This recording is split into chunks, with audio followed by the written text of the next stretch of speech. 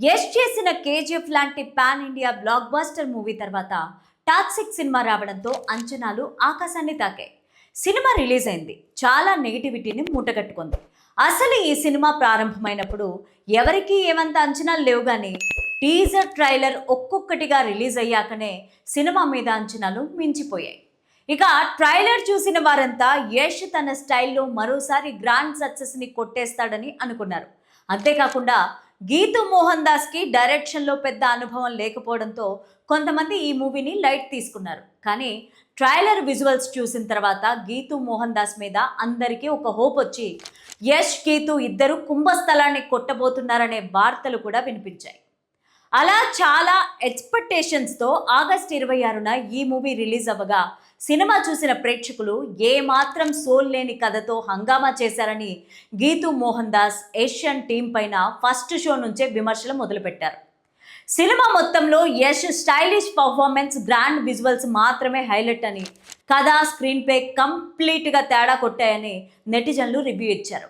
ఇక ఈ క్రమంలోనే టాక్సిక్ ప్రీ రిలీజ్ ఈవెంట్లో దిల్ రాజు మాట్లాడుతూ టాక్సిక్ సినిమా ప్రకటించినప్పుడు యష్కి ఏమైనా పిచ్చా, కేజీఎఫ్ లాంటి సినిమా తర్వాత కొత్త దర్శకురాలితో సినిమా చేస్తున్నాడని చెప్పినా ఆ వీడియో ఇప్పుడు హల్చల్ అవ్వగా ఇప్పుడు అది చూసి దిల్ రాజు అప్పట్లో మనసులో అనుకున్న మాటలే నిజమయ్యాయని టాక్సిక్ మూవీ చూసిన అభిమానులు తమ అభిప్రాయాలను వ్యక్తం చేస్తున్నారు.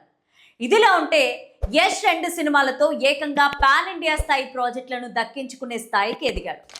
అలా తాను డైరెక్టర్ గీతు మోహన్ దాస్ పై పెట్టుకున్న నమ్మకాన్ని తాను నిలబెట్టుకోలేదనే చెప్పొచ్చు. ఇదిలా ఉంటే ఈ మూవీ తెలుగు లాంగ్వేజ్ రైట్స్ ని దిల్ రాజు 250 కోట్లు ఇచ్చి కొనుక్కోగా ఫస్ట్ షో నుంచే ఈ మూవీకి నెగిటివ్ టాక్ రావడంతో దిల్ రాజు ఖాతాలో మరో ఫ్లాప్ పడి మరింత అప్పుల్లో కూరుకుపోయే పరిస్థితి వచ్చింది. ఇక ఈ మూవీ విషయానికి వస్తే యష్ 4 ఏళ్ల సుదీర్ఘ నిరీక్షణ తర్వాత టాక్సిక్ సినిమాతో కనిపించగా ఈ సినిమాలో నయనతార, కియారా అద్వానీ, తారా సుతారియా, రుక్మిణి వసంత్, హూమా కురేషి లాంటి వారు నటించారు.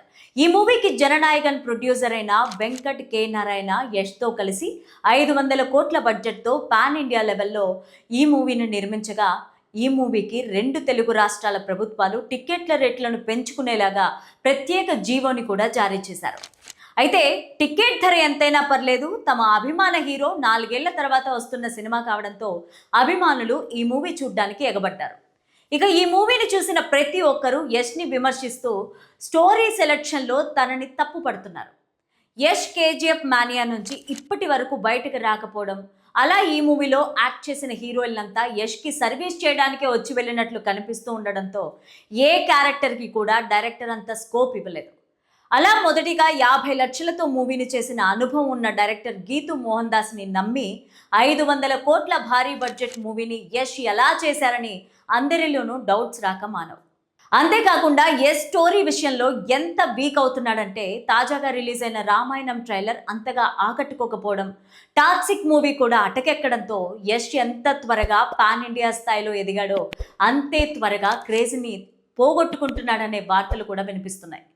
ఇక ఇప్పటికే యష్ కేజీఎఫ్ ప్రొడ్యూసర్ అయిన విజయ్తో డైరెక్టర్ ప్రశాంత్ నీల్తో గొడవ పెట్టుకొని ఆ ప్రొడక్షన్ హౌస్ నుంచి బయటకు వచ్చేయడంతో పాన్ ఇండియా లెవెల్లో గుర్తింపు తెచ్చుకున్న హోంబలే ఫిలిమ్స్ యష్ని తొక్కేస్తున్నారనే అనుమానాలు మొదలయ్యాయి.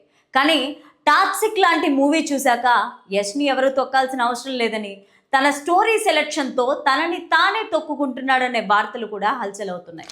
గీతు కథ రాసుకున్నాక హీరో కోసం వెతుకుతున్న టైంలో KGF movie blockbuster hit అయి అందులో యష్ లుక్స్ మరియు పాన్ ఇండియా స్థాయిలో తనకున్న క్రేజ్ని చూసి గీతు మోహన్ దాస్ అతనితో మూవీ చేయాలనుకుంటున్నట్లు తన భర్తకి చెప్పగా అందుకు అతను వెంటనే యష్తో ఒక మీటింగ్ని అరేంజ్ చేశాడు.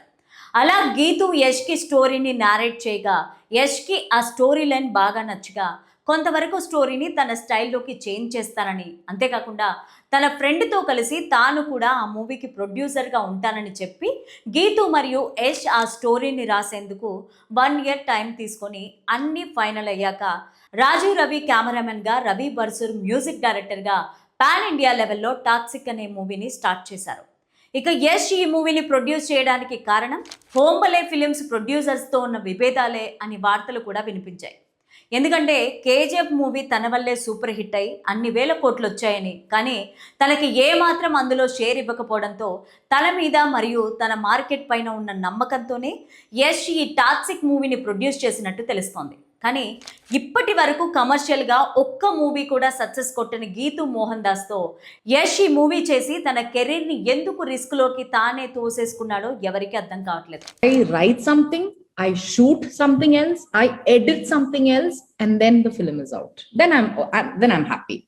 I never stick to the script, even while filming. Like even now for my next film, I'm meeting with producers and stuff. So when I'm talking to them, this is the one thing that I keep telling them: you're not going to get what you're reading. You're not going to get what you're reading.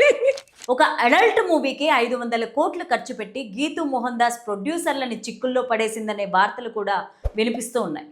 మీరు ఈ మూవీని చూసి ఉంటే మీ అభిప్రాయాన్ని comment సెక్షన్లో తప్పకుండా తెలియజేయండి. ఉంటాను మరి. All is well.